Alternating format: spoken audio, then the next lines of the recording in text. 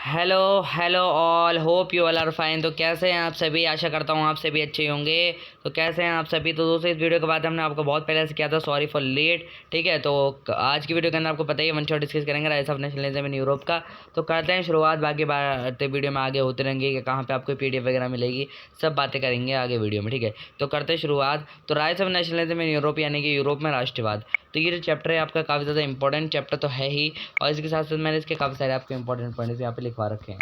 ठीक है, तो rise of nationalism in Europe आप चैप्टर शुरू करोगे, ये पिक्चर आपको दिखेगी। अब यहाँ पे पिक्चर बहुत ज़्यादा छोटी है, तो मैंने यहाँ पे पिक्चर पहले ही एक बड़ी सी पिक्चर यहाँ पे ऐड कर दी है ये। तो इस पिक्चर को आप ध्यान से देखोगे, ये पिक्चर आपकी बनी थी, फ्रेडरिक सोरियो ने ये पिक्चर बनाई थी 1848 में। ये फ्रेडरिक सोरियो द्वारा बनाई गई पिक्चर है, और जो कि हमारे 4 पिक्चरों की हमारी श्रृंखला है। ठीक है, तो मतलब 4 पिक्चर से बनी हुई ये पिक्चर है, और इसमें क्या दिखा रखा है आप देख तो आ रहे हो कि यूनिटी के लिए सब लोग आगे बढ़ रहे हैं, गणतंत्र बनाने के लिए अपने राज्य को सब लोग आगे बढ़ रहे हैं।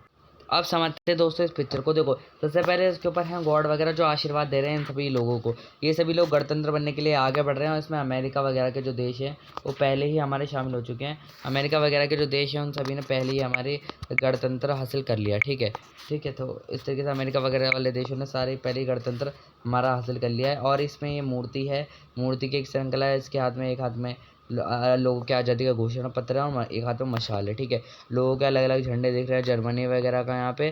ठीक है, और यहाँ पे आगे जो दिख रहा है ये राजा के निरंकुश शासन के टूटे हुए कुछ अवशेष दिखा रखे हैं। तो आशा करता हूँ समझ में आ गया हो क्या इस पिक्चर में बता रखा है। तो 1848 में ये जो पिक्चर जब बनी थी, तो इस पिक्चर को यूटोपिया का नाम दिया गया था, क्योंकि ये पूरी पिक्चर एक कह सकते हो कि सपना थी। ठीक है, तो 1848 के दौरान ये पिक्चर जो है हमारी एक सपना थी, और ये पिक्चर उस टाइम पे हकीकत होना बिल्कुल नामुमकिन था, क्योंकि उस समय पे निरंकुश संस्थाएं थीं, और बहुत ही ज़्यादा वहाँ पे क्या कह सकते हैं आप, निरंकुशवाद था। अब जैसे कि चैप्टर का नाम है नेशनलिज्म इन यूरोप यानी राष्ट्र राज्य, है ना। नेशनलिज्म मतलब राष्ट्र ही तो हो गया। तो दोस्तों, ये जो राष्ट्र राज्य की सोच है ये उभरी हमारी 19वीं सदी के आसपास, यानी 19th सेंचुरी के आसपास, 19वीं सदी में हमारी ये उभरी ये सोच। ठीक है, तो स्मार्ट स्टडी टिप यहाँ पे हमने दे रखी है, कुछ समझ लो इसे। स्मार्ट स्टडी टिप के अंदर हम आपको इंपॉर्टेंट पॉइंट्स वगैरह कवर अप कराते हैं। ठीक है, तो स्मार्ट स्टडी टिप होती है। ठीक है, तो राष्ट्र राज्य वगैरह इसके अंदर हमारे की सोच यहाँ पे उभरी, और यहाँ पे बोला गया कि हम यहाँ पे जितने भी बहुसंख्य राजवंश हैं इन सबको ख़त्म करके एक ही पहचान बनाएंगे, एक ही सामूहिक पहचान बनाएंगे। उस सामूहिक पहचान को उन्होंने राष्ट्र राज्य का नाम दिया। ठीक है, तो इस तरीके से राष्ट्र राज्य की हमारी कह सकते हैं कि सोच को उभरी। अब देख सकते हैं यहाँ पे मैं कुछ इंग्लिश में समझाना, कुछ हिंदी में। एब्सोल्यूट यानी निरंकुशवाद। अब निरंकुशवाद का मतलब आपको हिंदी में तो बहुत इजीली समझ में आ रहा होगा कि जिस पे कोई अंकुश ना लगा रहा हो, ऐसी इंग्लिश में आप समझो। जिस पे राजा पे, जिस भी पावर पे, जिस भी सिस्टम पे कोई भी हमारा रेसिस्टेंट, यानी कोई भी उस पर रोक टोक ना हो, कोई पाबंदी ना हो, वो अपनी मर्जी से जो करेगा वो उसके लिए सही है, जो वो नहीं करना चाहता वो उसके लिए गलत है। ठीक है, तो सारी मर्जी वो अपने लिए चला रहा हो। यूटोपिया, यूटोपिया हिंदी में भी a vision of society that is so ideal in likely to actually exist. मतलब ये इतना उत्तम, ये कह सकते हैं इतना आइडियल हमारा विजन होता है, इतना आइडियल हमारी सोच होती है, जो कि कभी भी सच होना नामुमकिन माना जाता है जब तक के लिए। ठीक है, तो अगला आ जाता है आपका प्लेबिसाइट यानी जनमत संग्रह। जनमत संग्रह जो होता है क्या है, ये सभी लोग सब एक साथ मिलकर हमारे वोट देंगे इस प्रपोजल को, ये हमारा प्लेबिसाइट या जनमत संग्रह कहा जाता है। नेशनल स्टेट या राष्ट्र राज्य, अब राष्ट्र राज्य आपने सुना है बहुत ज़्यादा, इसमें सुन लिया। नेशनल स्टेट के बारे में थोड़ा समझ लो कि राष्ट्र राज्य होता क्या। देखो, राष्ट्र राज्य sovereign state where people are united by some common factor like culture, language, history. अब यहाँ पे लोग अपनी कल्चर, हिस्ट्री, लैंग्वेज से एक भले वो विभिन्न हो लेकिन उससे जुड़े हों आपस में, हम कहते हैं राष्ट्र राज्य। जैसे इंडिया भी एक राष्ट्र राज्य है। ठीक है, तो अब शुरू करते हैं इस चैप्टर के टॉपिक्स कुछ। तो यहाँ पे आता है सबसे पहला फ्रेंच रेवोल्यूशन। फ्रेंच रेवोल्यूशन के बारे में हमने क्लास 9 में पढ़ा होगा। तो सबसे पहला जो हमारा राष्ट्र राज्य का प्रतीक देखने को मिला वो हमारा फ्रेंच रेवोल्यूशन के दौरान 1789 में देखने को मिला था।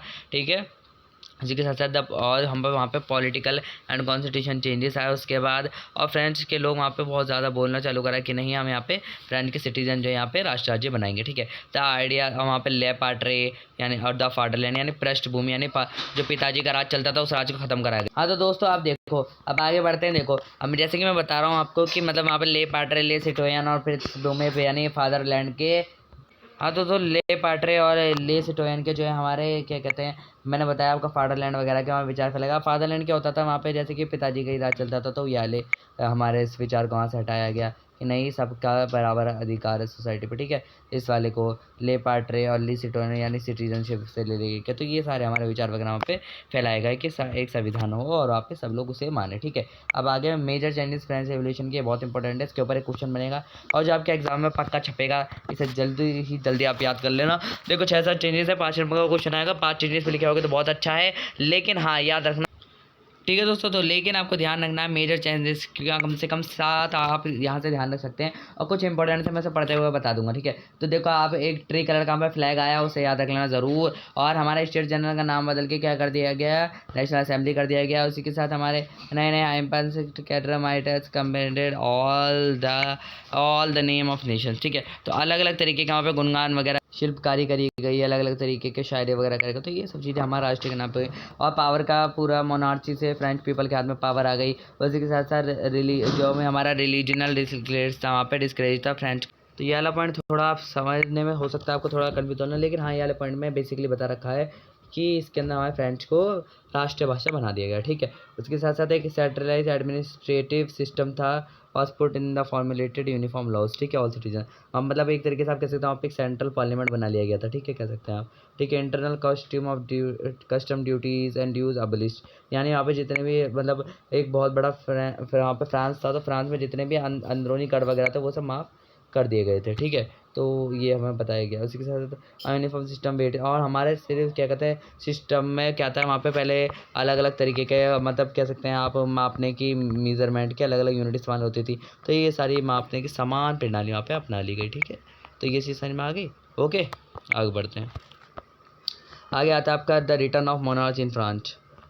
अब क्या होता है दोस्तों कि 1799 में कह सकते हैं कि आप हमारे वहाँ पे रहता है नेपोलियन, और नेपोलियन वहाँ पे अपना कर लेता है रूल इस्टेब्लिश, ठीक है। और 1815 में खैर वो हार जाता है, लेकिन वहाँ वो ये है कि 1799 के आसपास हमारा वहाँ पे नेपोलियन आ जाता है, ठीक है। तो नेपोलियन आ जाता है, नेपोलियन आने के बाद क्या करता है, नेपोलियन वहाँ की जो शांति भरी हमारी कह सकते हैं राष्ट्र राज्य था उसे खत्म करके वहाँ पे मोनार्च को दोबारा ले आता है, वहाँ पर राजशाही दोबारा चालू हो जाती है, ठीक है। तो राजशाही दोबारा चालू हो जाती है और साथ साथ वहाँ पर संविधान वगैरह का जो मामला है वो ख़त्म हो जाता है। और फिर इसके क्या होता है, फिर इसका दोस्तों वो अपना एक नया एडमिनिस्ट्रेशन चलाता है और नेपोलियनिक कोड नाम की एक चीज़ लेके आता है। नेपोलियनिक एक कोड लेके आता है, नेपोलियनिक कोड बोल, जिसे हम नेपोलियनिक कोड या कह सकते हैं सिविल कोड ऑफ 1804 के नाम से जानते हैं, जो कि इंपॉर्टेंट क्वेश्चन है, याद कर लेना। नेपोलियनिक कोड जो तो मतलब बहुत सारी अलग अलग चीज़ें उन्होंने बताई थी, जैसे कि नेपोलियनिक कोड में जितने जन्म से जितने भी अधिकार थे वो सब खत्म कर दिए थे, और सबको कानून के समक्ष बराबर अधिकार थे, ठीक है। और राइट टू प्रॉपर्टी को उन्हें सिक्योर कर दिया था, एबलिश द फ्यूडल सिस्टम, ठीक है, और उन्हें फ्यूडल सिस्टम को भी खत्म कर दिया था।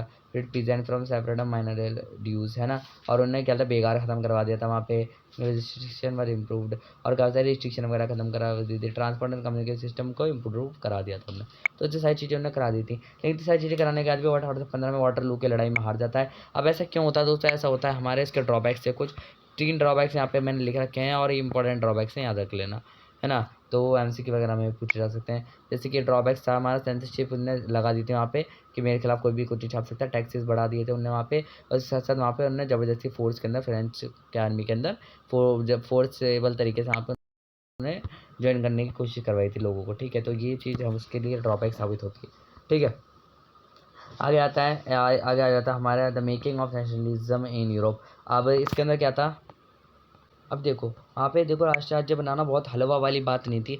अब ये था कि 18वीं शताब्दी से पहले, ये कह सकते हो 18वीं शताब्दी तक आप कह सकते हो वहाँ पे ना तो कोई जर्मनी था, ना कोई फ्रांस था, ना कोई इटली था। तो ये मतलब ये सारे फ्रांस तो था सॉरी, मतलब कोई इटली और कोई जर्मनी नाम की चीज़ भी एग्जिस्ट नहीं करती थी, क्योंकि आज एक सुपर पावर है या फिर कह सकते हैं वर्ल्ड वॉर का एक बहुत बड़ा कारण भी है, ठीक है। तो मतलब ये चीज़ें जब तक एग्जिस्ट भी नहीं कर सकती तो हम कैसे कह सकते हैं यहाँ पे नेशनलिज्म इतनी ईजिली आ सकता था।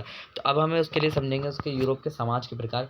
यूरोप का समाज बेसिकली दो समूह में डिवाइड था। एक था छोटा समूह, एक था बड़ा समूह। जो बड़ा समूह था बहुसंख्यक था, वो मजदूर थे, और बहुसंख्यक लोग जो थे वो शिष्टजनों के खेतों में जोतने का काम करते थे। यानी जो छोटे समूह थे वो लोग थे शिष्टजन, और वो अभिजात वर्ग वगैरह से रिलेट करते थे, और सामाजिक और राजनीतिक रूप से भूस्वामी भी थे वो लोग। अभिजात वर्ग महाद्वीप पर प्रमुख था। इनके वर्ग सदस्य जीवन के सामान्य तरीके से एकजुट थे, जो क्षेत्रीय विभाजनों को काटता था। वे ग्रामीण इलाकों और संपदा के मालिक शहरों घरों। उन्होंने कूटनीति समाज उद्देश्यों के लिए फ्रेंच भाषा बोली, मतलब फ्रेंच भाषा वो सोचते थे कि राजशाही भाषा हो, फ्रेंच भाषा को बोलते थे, और वहाँ पे मतलब सबका ऊपर अपना राज चलाया करते। तो इस तरीके से वहाँ पे जैसे आज के इंडिया में कुछ लोगों के पास बहुत ज़्यादा पैसा है कुछ बाकी गरीब लोगों के देखे, ठीक है। तो आप कह सकते हो इंडिया के 40% इकोनॉमी सिर्फ 1% से भी कम लोग ऑक्यूपाई करते हैं, और वहीं इंडिया की बाकी 60% इकोनॉमी में से आप कह सकते हो कि इंडिया के 60% लोग जो है ना वो उनके जितनी इकोनॉमी को ऑक्यूपाई करते हैं, ठीक है। तो समझ रहे हो, तो इतना बड़ा गैप हमारा हो जाता है, ठीक है। तो इस तरीके से छोटा समूह और एक बड़ा समूह यहाँ पे यूरोप में था, ठीक है।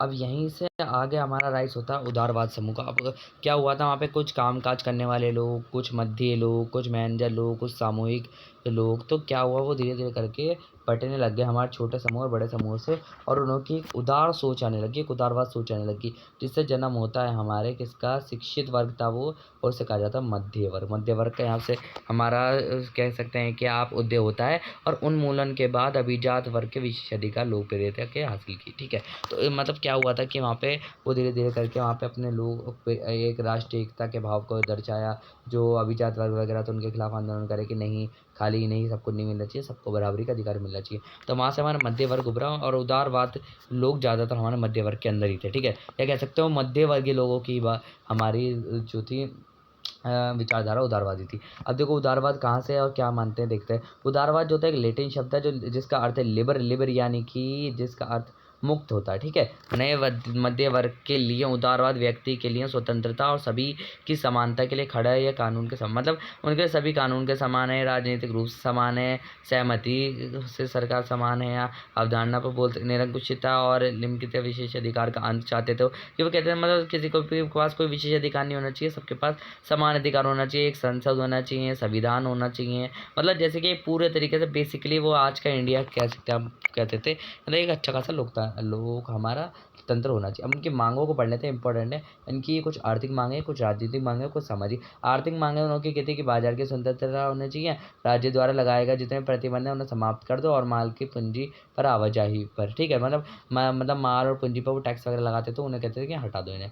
निजी संपत्ति का मतलब निजी संपत्ति का अधिकार होना चाहिए। राजनीतिक में क्या चाहिए होगा उन्हें, आदर चाहिए होगा, व्यक्तिगत स्वतंत्रता, कानून के समक्ष हमारी समानता चाहिए होती, और संविधान और प्रतिनिधि संसद चाहिए था, मतलब संविधान चाहिए था और एक संसद चाहिए था जिसके अंदर लोग प्रतिनिधि करें जन्म ऐसा वोट डाल के, ठीक है। सामाजिक में भूदास प्रथा का समाप्ति चाहते थे, यानी बेगार खत्म कराना चाहते थे, और निरंकुशता का अंत चाहते थे, ठीक है, और विशेष अधिकार को भी वहाँ पे खत्म करना चाहते थे। अब इसका डिटेल वीडियो सॉल्यूशन यहाँ पे क्लिक करके आप देख सकते हो, ठीक है ना। आगे बढ़ते हैं। हाँ तो दोस्तों अब पढ़ेंगे हम कि हमारा लिबरलिज्म में क्या दिक्कतें थी, या लिबरलिज्म के अगेंस्ट क्या दिक्कतें थी। तो उन सभी दिक्कतों को आराम से पढ़ते हैं। देखो सबसे पहले दिक्कत तो यही थी कि ओनली जो 21 साल का आदमी था उसे वोट देने का अधिकार था। दूसरा नेपोलियनिक कोड ने वहाँ पे बहुत ज़्यादा दिक्कतें खड़े कर रखी थी, और वहाँ पर उन्होंने वुमेन्स को बहुत ज़्यादा कम स्टेटस में आगे बढ़ा रखा था, जो कि उनके लिए कह सकते हैं कि बहुत बड़ी दिक्कत की बात आप कह सकते हैं कि थी, ठीक है। तो ये चीज़ उन्हें नहीं करनी थी लेकिन उन्होंने कर रखी थी, ठीक है। और अगला क्या हो सकता है कि अगला उन्होंने वहाँ पे फादर लैंड को उन्होंने बढ़ावा दिया था, ठीक है, फादरलैंड को बढ़ावा दिया। उसी के साथ साथ अगला क्या है, अगला उन्होंने कि बहुत ज़्यादा ट्रेड बैरियर्स थे। नेपोलियन ने 39 राज्यों का एक महासंघ बना रखा था, जिसके अंदर हर किसी संघ के पास अपनी एक करेंसी थी, अपने एक वेट तोलने के नंबर वगैरह थे, ठीक है। तो हैम्बर्ग से जब न्यूरेमबर्ग दो स्टेट थी, जब इनके बीच में सामान का आवाजाही कराई जाती थी तो उन्हें 11 तरीके के टैक्स से गुजरना पड़ता था। हर टैक्स मैंने 5% देना पड़ता, यानी 55% का तो उन्हें अपने माल पे टैक्स देना पड़ता था। बताओ भाई उन्हें बचेगा क्या, ठीक है। फिर इसके बाद यहाँ पे एक स्मार्ट स्टडी टिप दे रखी है, जिसके अंदर बता रखा है कि जो एल थी वहाँ पे एक अलग अलग तरह के कपड़े मात्रने की काफ़ी सारी वहाँ पे आप कह सकते हैं कि डिफरेंट मेजरमेंट यूनिट थी। एल में 54.7 सेंटीमीटर क्लॉथ आता, मेन में 55.1 सेंटीमीटर, इनर वर्ग में 65.6 सेंटीमीटर क्लॉथ आता था, और फ्री वर्ग में 53.5 सेंटीमीटर क्लॉथ आता था। और फिर इसी चक्कर में हमारा 1834 में बनता है जॉल्वरीन। जॉल्वरीन एक हमारा कह सकते हैं कि यूनियन था, कस्टम यूनियन, मतलब क्या कहते हैं वो शुल्क संघ था हमारा। उस शुल्क संघ को प्रूशिया ने सबसे पहले बनाया था, प्रशा उस टाइम पे था, उस प्रूशिया ने बनाया था। उसके बाद जर्मनी स्टेट्स ने काफ़ी सारा से रूल लिया, और इसने 30 से 2 तक हमारी यहाँ की करेंसी वगैरह को ले आए थे ये, ठीक है। फिर उसके बाद होती है हमारी वियना की संधि। वियना की संधि होती है 1815 के। 1815 के अंदर क्या होता है कि हमारा नेपोलियन हार जाता है वाटरलू की लड़ाई के अंदर। फिर क्या होता है, ब्रिटेन, रशिया, प्रूशिया और ऑस्ट्रेलिया वो से नेपोलियन को हराते हैं और वियना की संधि करते हैं, और उसे होस्ट करता है ड्यूक मेटरनिक्स, का नाम याद रखना इंपॉर्टेंट है। और द ऑफिस के बाद हमारे जब ये हार जाते हैं उसके बाद क्या होता है, अब कुछ चेंजेस आते हैं, जैसे कि उसके बाद बुर्बो वंश का जो राजा था वो दोबारा आ जाता है वहाँ पे। और फिर इसके फ्रांस की टेरिटरी जो है, जो नेपोलियन ने कब्जाई थी, वो सब वहाँ पे वो खो देते हैं। और उसी के साथ साथ वहाँ पे कह सकते हैं कि राजशाही दोबारा आ जाती है, ठीक है। उसके अलावा आगे बढ़ते हैं हिस्सा बंटवारे के बारे में। दोस्तों सबसे पहले क्या हुआ मैंने बताया, देखो सबसे पहले हुआ कि इन्होंने सोचा कि सबसे पहले इसका विस्तार रोकते हैं, तो इसके आसपास अलग अलग टेरिटरी बना देंगे जिससे कि फ्रांस का जो है विस्तार रुक जाए। उसके साथ साथ क्या किया गया कि प्रूशिया ने उसके ले लिया पश्चिमी हिस्सा, और फिर इसके बाद हमारा ऑस्ट्रेलिया ने लिया उत्तरी इटली का हिस्सा, और रूस ने लिया पोलैंड का हिस्सा, और जो नेपोलियन का 39 राज्यों को जर्मन संघ था उसे छुआ भी नहीं, ठीक है। और फिर इसके बाद यहाँ पर उन्होंने दिखाई कि बदमाशी। अब दोस्तों क्या हुआ, बदमाशी कैसे दिखाएगी कि जब यहाँ पे आगे हमारा दोबारा रूढ़िवाद का शासन, तो रूढ़िवाद के शासन के बाद क्या किया, वहाँ पे दिखाया सही करके बदमाशी दिखा दी। और निरंकुश शासन था, वहाँ पे कोई कुछ नहीं बोल सकता था, सेंसरशिप लगा दी थी, सवाल नहीं कर सकते थे सरकार से, उदारवाद को दबा दिया गया था। और वहाँ पे कहते जो भी मुद्दे थे वगैरह थे उन्हें फिर खंगाल खंगाल के वहाँ से ख़त्म करा जा रहा था, ठीक है। अब रूढ़िवाद क्या था, रूढ़िवाद एक राजनीतिक दर्शन था जिसने परंपरा स्थापित करके रीति रिवाजों के महत्व पर जोड़ दिया। मतलब क्या था कि इन्हें बस पुरानी रीति रिवाजों से मतलब था, इन्हें नया कुछ भी सोसाइटी के अंदर नहीं अपनाना था। अब पढ़ते हैं क्रांतिकारी के बारे में। अब दोस्तों पढ़ते हैं क्रांतिकारी के बारे में। देखो उस समय पे क्रांतिकारी का मतलब ये नहीं था कि तुम हर हक के लिए अपनी आवाज़ उठाओ, बस इतना था कि बस तुम जो वियना कांग्रेस थी ना, जो हमारे 1815 में जो वियना कांग्रेस ने हमारा बुर्बो वंश को बैठाया था, उनके खिलाफ तुम गद्दारी कर दो, बस हो गया काम, तुम बन गए क्रांतिकारी। और इसमें क्रांतिकारी पे से एक फेमस क्रांतिकारी जिनके ऊपर क्वेश्चन बहुत बनता है, गोसिपे मैसिनी, जो 1800 साल में पैदा हुआ, जिन्होंने में उनका जन्म हुआ, 24 साल की आयु में उन्हें कार्बोनारी में प्रदर्शन करने के लिए निकाल दिया गया। 1831 में उन्होंने 2 संगठन बनाया, गुप्त संगठन, एक यंग इटली और एक यंग यूरोप, ठीक है। फिर इसके बाद उनका मानना था कि ईश्वर ने क्या कहा है, मैजीना का मानना था कि ईश्वर राष्ट्र को प्राकृतिक बनाने का इरादा किया था, ये मानव जाति की इकाइयाँ, इसलिए इटली छोटे मतलब इन्होंने का कहना था कि ईश्वर का आदेश है कि इटली जो है वो छोटे छोटे पैमानों का टुकड़ा बन के रह रहा है, मतलब छोटे छोटे चिथड़ा ना बन के रहे, छोटे छोटे राज्यों का चिथड़ा बन के रह रहा है, और ये मतलब एक यूनाइट हो, एक राष्ट्र राज्य बने, ठीक है। तो इस तरीके से उनका कुछ मानना था। देखो दोस्तों हमारा उदारवाद जो था ये बहुत ही ज़्यादा फेमस हुआ, लेकिन हमारे रूढ़िवादों ने भी बहुत ज़्यादा हमारे मतलब क्या क्या था कि 1830 के बाद 1848 के बीच में हम कह सकते हो इसे कहा जाता है क्रांतिकारियों का युग। अब ये जो क्रांतिकारियों का युग था बहुत इंपॉर्टेंट युग था कि उस टाइम पर रूढ़िवादी शक्तियाँ बहुत ज़्यादा उछल कूद कर रही थी, और उस टाइम पर हमारी उदारवादी शक्तियाँ धीरे धीरे अपने साम्राज्य और प्रांतों को बढ़ा के क्रांति के लिए तैयारियाँ कर रही थी। अब कुछ इंपॉर्टेंट हमारी क्रांति से कह सकते हैं रिवोल्यूशन हुई, पहली उथल पुथल ये कह सकते हैं पहली क्रांति हुई हमारी जुलाई 1830 में फ्रांस के अंदर। रूढ़िवाद शासन को हटाया गया, और क्या कहते हैं वहाँ पे क्या किया, जिसने लुई फिलिप के नेतृत्व में क्या किया गया दोस्तों, वहाँ पे हमारे कि दोस्तों लुई फिलिप के जो लुई फिलिप था ना, लुई फिलिप जो था, लुई फिलिप उसके हमारे नेतृत्व में क्या किया, एक संविधानिक राजतंत्र का अपने निर्माण किया गया, यानी राजा तो होगा लेकिन वो संविधान के द्वारा चलाया जाएगा। और इसके ऊपर हमारा जूइस मेटरनिंग जी ने एक बहुत बढ़िया बात कही थी कि जब फ्रांस चीखता है तो पूरे यूरोप को ठंड लग जाती है, यानी कि अगर फ्रांस में क्रांति होगी तो पूरे यूरोप में क्रांति होगी, जैसा कि पहले भी देखा जा चुका था। और इसके परिणाम स्वरूप ऐसा हुआ भी, कारण बेल्जियम नीदरलैंड के यूनाइटेड किंगडम से अलग हो गया, ठीक है। तो बेल्जियम जो है वो नीदरलैंड के यूनाइटेड किंगडम से अलग हो गया इसके कारण। फिर 15वीं शताब्दी से ग्रीस का जो ओटोमन साम्राज्य था वो सॉरी ग्रीस जो था वो ओटोमन साम्राज्य का हिस्सा था, ठीक है। और इसके खिलाफ काफ़ी सारे हमारे विद्रोह वगैरह चल रहे थे 1821 के अंदर यूनानी वगैरह ने। फिर इसके बाद क्या हुआ, वहाँ पर रोमानीवाद को फैलाया गया कि हाँ हम अपनी संस्कृति को दिखाएंगे। और फिर इसके बाद वहाँ पे काफ़ी सारे लोगों ने धन वगैरह इकट्ठा किया, काव्य हुए, कलाकार हुए, और इसके साथ साथ आगे बढ़ाए गए हमारे काफ़ी सारे आंदोलन। अब आप कह सकते हो कि इसके लेके काफ़ी सारे ग्रीस में हमारे अलग अलग विचार फैलाए गए कि आओ आयोजन करते हैं। और इसमें एक बहुत बड़ा हाथ था हमारे एक लॉर्ड बायरन नाम के व्यक्ति का, जो कि हमारे उन्होंने बहुत मेहनत की, धन वगैरह इकट्ठा करा, लेकिन बुखार से उनकी 1824 में मृत्यु होगी। लेकिन 1832 के अंदर कॉन्स्टेंटिनोपल ग्रीस जो है वो स्वतंत्र राष्ट्र राज्य के रूप में मान्यता दे दी गई। लेकिन इस कॉन्स्टेंटिनोपल में लिखना, आप लिखना कुस्तुनतुनिया, हाँ थोड़ा हैवी वर्ड है लेकिन कुस्तुनतुनिया लिखना, ठीक है। तो ट्रांसलेशन में थोड़ी मिस्टेक होगी, सॉरी फॉर डैट, है ना। तो कुस्तुनतुनिया यहाँ पे आएगा, ठीक है। तो इस चीज़ का आप लिखना। अब रोमानीवाद क्या था, देखो रोमानीवाद ऐसा नहीं था कि लड़ाई वगैरह से सब कुछ हुआ, वहाँ पे अपनी संस्कृति को फैलाया गया, विचारों को फैलाया गया, कविता को फैलाया गया, लोगों की बड़े बड़ी कहानियों को फैलाया गया कि पहले भी हमारे लोगों ने ऐसा करा था, ठीक है। फिर इसके अलावा स्वच्छंदतावाद, यानी ये कह सकते हैं रोमांटिसिज्म है कि एक सांस्कृतिक आंदोलन, जैसे कि वहाँ पे भावना और क्या कहते हैं, कह सकते हैं कि आपकी भाषा को विकसित करा। और वहाँ पे अलग अलग तरीके के रोमांटिक कलाकारों ने क्या करा कि वहाँ पे कवियों, आंतरों,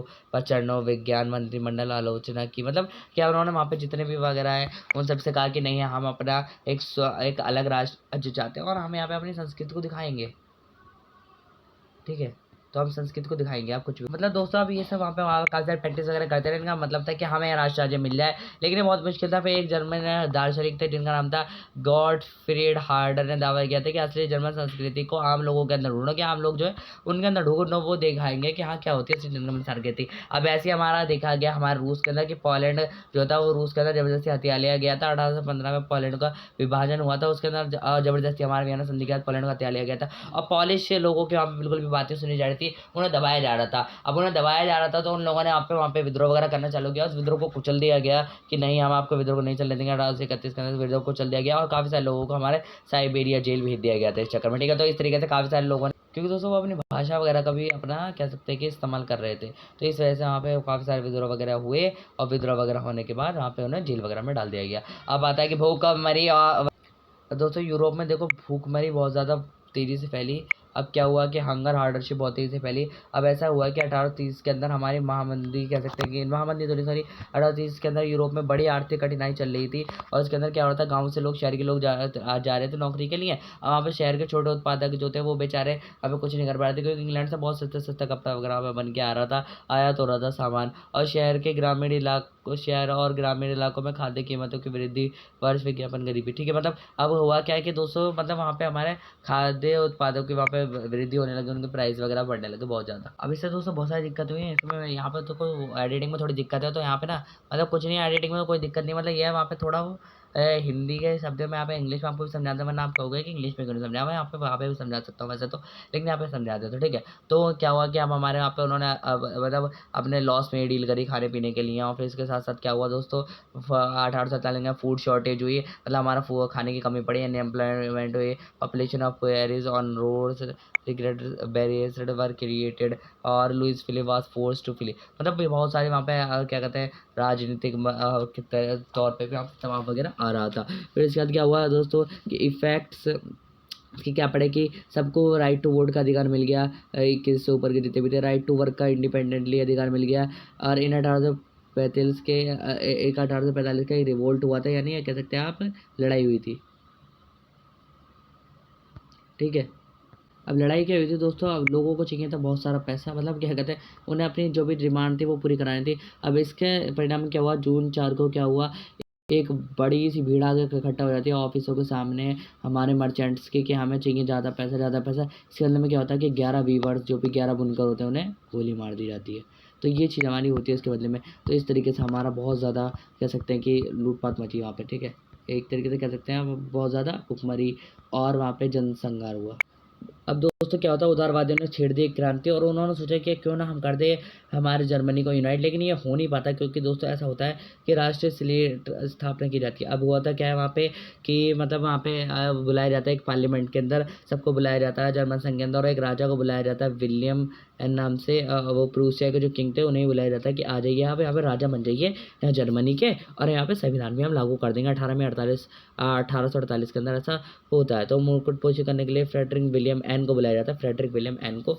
फिर इसके बाद क्या होता है दोस्तों, वो आने से मना कर देते हैं कि नहीं मैं नहीं आ रहा। और फिर इसके बाद क्या होता है कि वहाँ पे सभी लोगों को मत वगैरह देने का अधिकार होता है, लेकिन हमारी महिलाएं जिन्होंने बढ़ चढ़ के अधिकार लिया था उनके अधिकार को ये लोग दबा देते कि नहीं आप लोग इसके अंदर हिस्सा नहीं लोगे, बस आप खड़े होकर वहाँ पे देख सकते हो। और वहाँ पे उन्होंने काफ़ी सारे मतलब अच्छे काम भी किए थे, लेकिन ये असफल रहता है।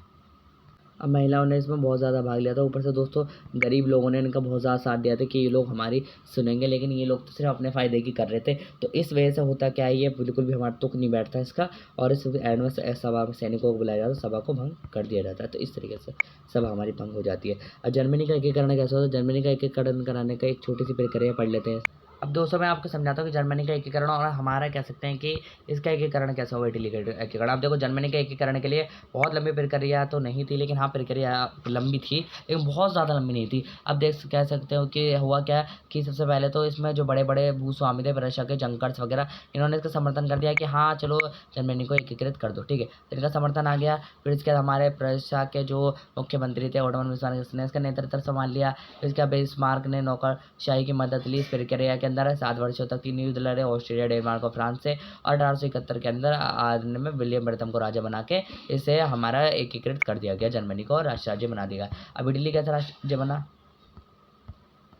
इटली राष्ट्र राज्य कैसे बना। अब इटली का राष्ट्र राज्य बनने की बहुत लंबी कहानी है। क्योंकि इटली जो था वो हमारे बहुत ही छोटे छोटे चित्रों में बटा हुआ था।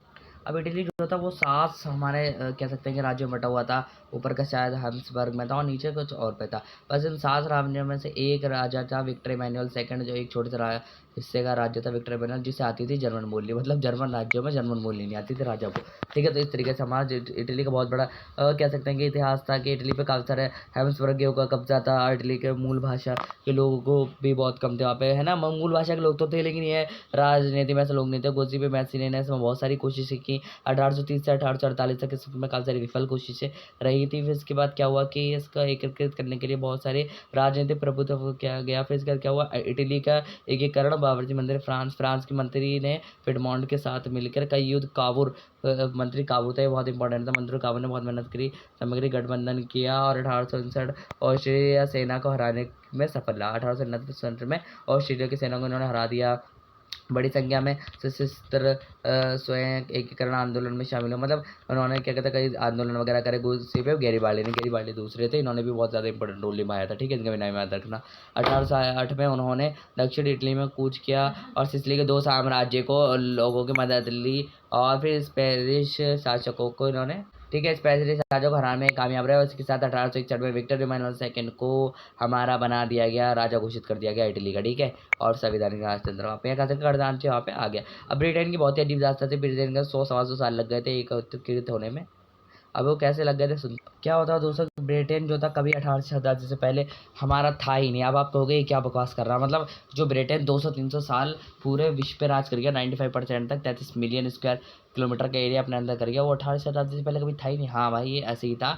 1688 में क्या हुआ कि अंग्रेजी लोग थे, इंग्लिश लोग थे, इंग्लैंड वाले लोग थे, उन्होंने राजशाही से सत्ता छीन ली। फिर 1707 में एक एक्ट पारित हुआ। इस एक्ट के तहत क्या हुआ है, इंग्लैंड और स्कॉटलैंड मिल गया, जिससे हमारा ग्रेट ब्रिटेन या यूके बना। फिर इसके बाद इस एक्ट को थोड़ा आप आगे जाके पढ़ोगे तो हमारा इस एक्ट को आगे जाके आप पढ़ोगे तो इससे क्या हुआ कि मतलब एक और एक्ट पारित हुआ, आप कह सकते हो 1801 के अंदर। हमारा क्या हो रहा था कि मतलब कह सकते हैं कि उन्होंने आयरलैंड को भी अंदर कर लिया। आयरलैंड को अंदर कैसे कर लिया, आयरलैंड वाले इसके अंदर कैसे आ गए, तो आयरलैंड वाले इसके अंदर ऐसे आ गए क्योंकि दोस्तों हुआ ये था, यहाँ पे चल रहा था गृह युद्ध। अब गृह युद्ध में जो लोग बहुसंख्यक थे, इन्होंने उनका साथ दे दिया। उन्होंने उनका साथ देने के बदले में वो यूके के अंदर हमारे आ जाते हैं। अब यूके के अंदर हमारे आ जाते हैं तो ये यूके के अंदर आने के बाद ये हमारा ग्रेट ब्रिटेन बन जाता है, ठीक है। United kingdom of great Britain ये हमारा बनता है उसके बाद, ठीक है।